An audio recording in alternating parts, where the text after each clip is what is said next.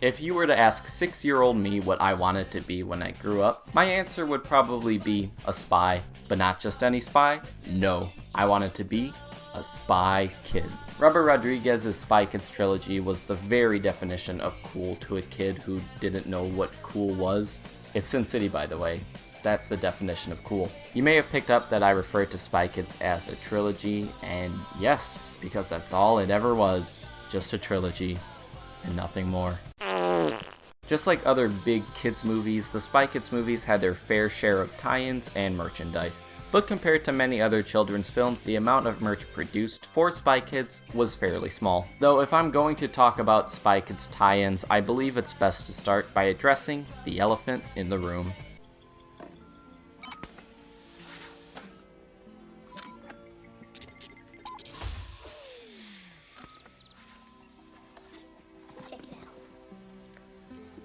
Spy Kids tie-ins with McDonald's have always been less than subtle. The Happy Meal for Spy Kids included a total of 9 toys, all themed around spy gear, including cameras, watches, sunglasses, all sorts of crazy shit, each with its own gimmick. While the spy gear is a cool idea, I'd have much preferred a toy based on the Thum Thumbs or one of the Fooglies. Where's that Happy Meal? I want that. It's also worth noting that the ads for these Happy Meals seemed much less focused on advertising the toys than for advertising the new Mighty Kids Meal, which was something between the Happy Meal and regular menu items. Introducing the Mighty Kids Meal from McDonald's. You still get a cool toy, like one of these from the new movie Spy Kids. Only now, since you're bigger, we made your food bigger too. Keep in mind, this was right before a certain movie came out that would greatly change their approach to Happy Meals in the years to come. Spy Kids 2 continued the trend of having spy gadgets as Happy Meals, but this time there was only 6 gadgets. Not that it really mattered, cause once you'd collected all the pieces, you could snap them together to make Ralph.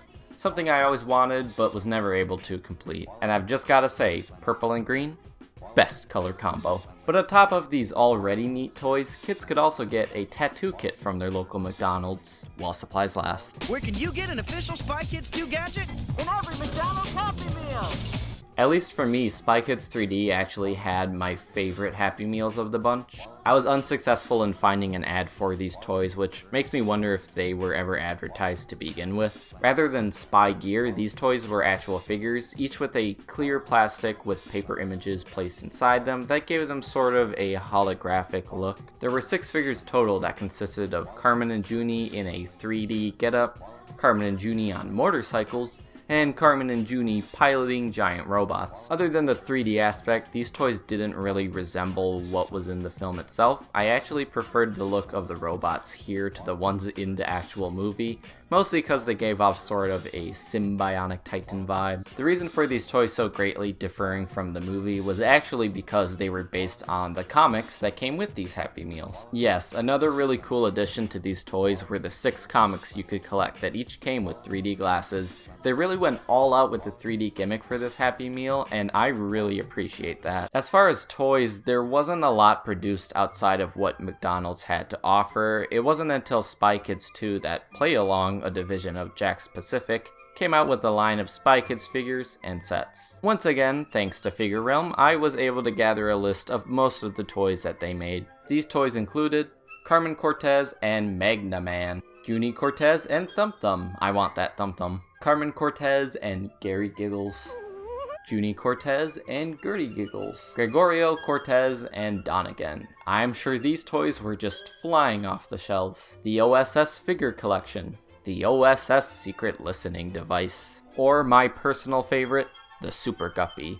I would love to get my hands on that. Play Along would eventually shut down operation in 2009, and they never did make toys based on Spy Kids 3D, which is pretty unfortunate because it could have resulted in some fun ideas. Besides these toys, Spy Kids 2 also had a tie-in with the marker, pencil, and crayon company, Colorific, in which the actors for Carmen and Junie reprised their roles for the sake of selling markers. Calorific. Colorific? It's to blast them away with color. Make them green with envy. Draw whatever you want device. Cool. Anything with the Calorific brand on it came with a chance to win prizes, such as a Game Boy Advance with a Spy Kids 2 game, later renamed Spy Kids Challenger, or a watch. After this is when things got more obscure, as there weren't really any TV ads to support the following tie-ins. I know for a fact that High C actually had a tie-in with the first film. You can clearly see a High C juice box sitting on the table in that one. But as to whether or not they had any promotion or contest, I do not know. Both Spy Kids 2 and 3 also had promotions with Tony's Pizza. Here we see a kid with a freakishly large head showing us what we really want. Plus you could win a lunch with none other than Carmen and Junie, the Spy Kids. The back of the box specifies that it's a trip for 4 to LA and that the lunch will be held at the Radisson. There's also some trading cards here as well. Spy Kids 3D instead offered multiple prizes on their Tony's Pizza boxes. We can assume the lunch at the Radisson didn't go so well. These prizes included a movie poster, Game Boy Advance, or a watch, with the grand prize being a plasma TV. There was also the return of Spy Kids trading cards available on the back. There was of course some other merchandising, such as the always classic Got Milk poster, as well as the Spy Kids 3D CD cards that came with 3D glasses. These were kind of like demo discs that you would pop into your computer CD tray. They came with a lot of fun features such as movie trailers, trivia and facts, postcards, wallpapers, screensavers, behind the scenes footage, and more. But now it's time to talk about the video games to come out of Spy Kids, and while there were quite a few, let's just accept that these games were pretty lackluster. There weren't any video games based on Spy Kids until the release of the second movie. In 2002, we saw both the release of Spy Kids Mega Mission Zone and the poorly titled Spy Kids Challenger. It's hard to find much info on these games as no one bothered writing entire Wikipedia articles on them, so I had to rely on gameplay footage I found online. Mega Mission Zone was a PC game that seemed to be a 2D side-scroller in which you play as a no-name spy receiving orders from the cast of the film in cutscenes. And frankly, it's embarrassing. Is this the new Spy? Yeah, it's the new Spy.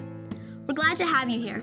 We have a lot of new missions coming in. Yeah, we're real busy. Supposedly the game is nearly impossible to beat, so it's pretty much been declared that the game is broken and not worth anyone's time. Spy Kids Challenger on the Game Boy Advance seems a lot better received, as it's a lot harder to mess up a Game Boy Advance game. Not a fan of those chibi Carmen and Junie designs, but oh well, it's a Game Boy. What are you gonna do? Spy Kids 3D also had 2 games made for it. I know what you're thinking. The movie's all about video games. Surely making a game based on the movie shouldn't be too difficult a task. Well, there was Spy Kids 3D Game Over for the Game Boy Advance, which actually did look to be a pretty decent game, and maybe even an improvement over Spy Kids Challenger. There's some nice looking sprites here. There was also a game that shared the same title released on PC, and come on, it's PC. It's gotta be better than what we had on Game Boy. You'll feel this one. Oh no. Do you think God stays in heaven because he too lives in fear of what he's created?